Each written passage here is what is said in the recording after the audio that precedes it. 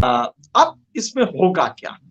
किसान अब वापस चला गया, और किसान चूंकि दिल्ली में बैठ रहा है तो किसान यहीं आसपास कहीं आएगा, वो कहीं उड़ीसा से नहीं आएगा, क्योंकि उसको खेती करके ही वो अगर अपने बच्चों के लिए रोटी कमाता है। तो अगर आएगा भी तो एक टोकन प्रेजेंस के लिए आएगा, उसमें भी रिप्रेजेंटेटिव नेचर का होगा वो। लिहाजा किसान यहाँ पे आंदोलन करेगा, और वो मेरठ से ही आएगा, वो लुधियाना से ही आएगा, वो अमृतसर से आएगा, बठिंडा से आएगा। लिहाजा वो यहीं के होंगे, और यहाँ के होंगे तो आदतन वो मजबूत होते हैं, वो आंधी पानी तूफान में रहते हैं, दोबारा फिर आ सकते हैं, ये डर आपको होना चाहिए। अब जब ये वापस गए हैं तो इनके लिए दो काम है। इस चेतना को मरने न दें।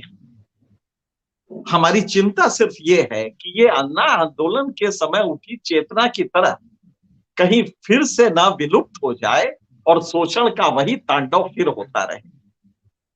तो अगर जब वापस गए हैं, ठीक है, कानून तो वापस हो जाएगा, लेकिन अब खतरा क्या है?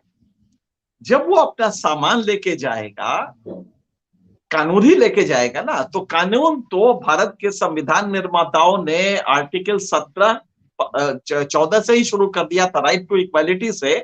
14, 15, 16, 17 अगर आप देखें, और 17 तक आते आते भारत के संविधान ने अस्पृश्यता खत्म कर दिया था। टचेबिलिटी एबॉलिशन एक्ट ही उसका नाम है, प्रोविजन ही है वो, आर्टिकल 17, और उसके तहत तमाम लॉज है। लेकिन क्या हम दलित प्रताड़ना रोक पाए हैं? कानून से उसका इम्प्लीमेंटेशन। दूसरा गौर कीजिए, राइट टू एजुकेशन 2002 में आया, शिक्षा का अधिकार। क्या कलेक्टर साहब के बेटे की शिक्षा और किसान के बेटे की शिक्षा समान है आज भी? 2002 में आया था, 19 साल हो गया। क्या वो विधायक और मंत्री का बेटा उसी स्कूल में शिक्षा पाता है जिसमें कि वो घोरऊ पतवारू का बच्चा पाता है? तो लॉ आंसर नहीं है जब तक कि आप इक्विटेबल डिस्ट्रीब्यूशन ऑफ बिल्कुल। फैसिलिटीज आप बिल्कुल। नियत से नहीं करेंगे। अब सरकार करेंगे, करप्ट सिस्टम है। एमएसपी उसको लेना नहीं पड़ेगा। मैं आपके व्यूअर्स को बता दूं, टोटल जो 23 आइटम्स है भारत में कृषि के लिए, एमएसपी के लिए जो मुकर्रर किए गए हैं, उन 23 आइटम्स में से 7 अनाज हैं, 7 तिलहन हैं, 5 दलहन हैं, और 4 कॉमर्शियल क्रॉप है, जिसमें कपास आता है, गन्ना आता है, आपका कोपरा आता है, जो नारियल का होता है। ये सारे आइटम्स आते हैं।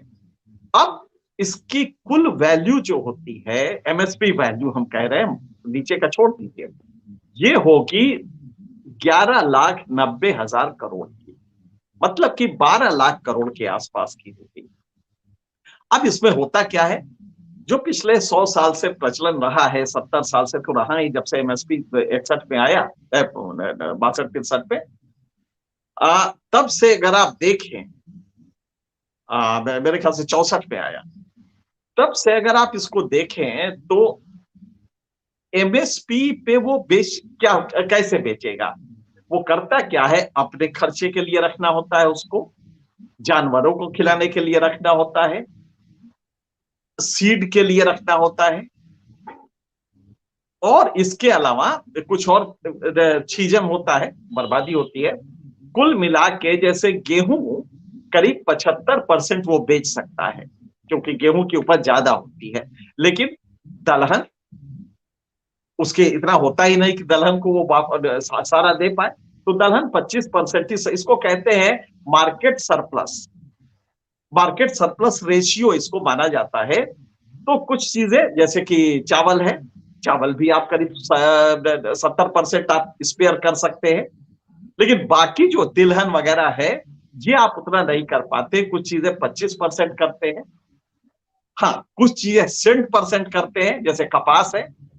कपास 60% आपको बेचना ही बेचना है, आप उसका कपड़ा नहीं बनाते हैं, तो कपास आप पूरा बेच देते हैं।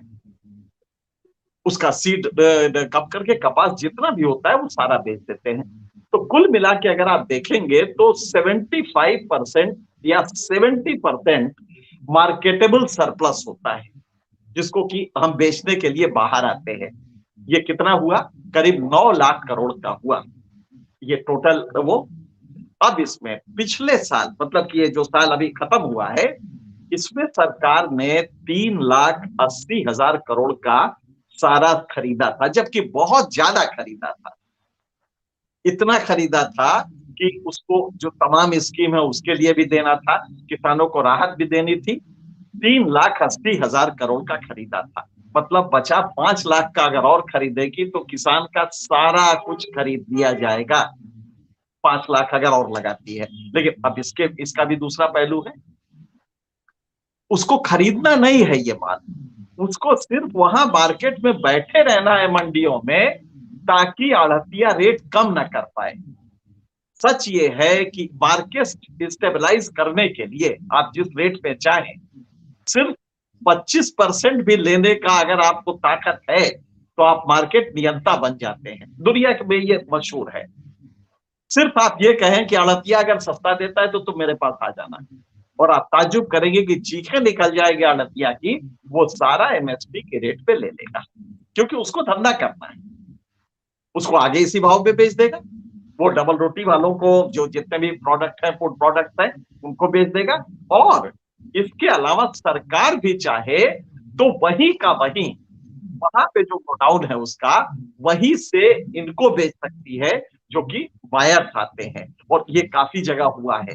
किस दो तरीके हैं सरकार को, कि सरकार उसे ले और वहीं से बेच दे, और उसका रेट ये रखे कि अगर 1 महीना के बाद तुम आते हो हमारे पास तो हम 1% ज्यादा लेंगे, 2 महीने बाद आते हो तो 2% ज्यादा लेंगे। ये उसका रेट हो सकता। हाँ, कुछ कहना।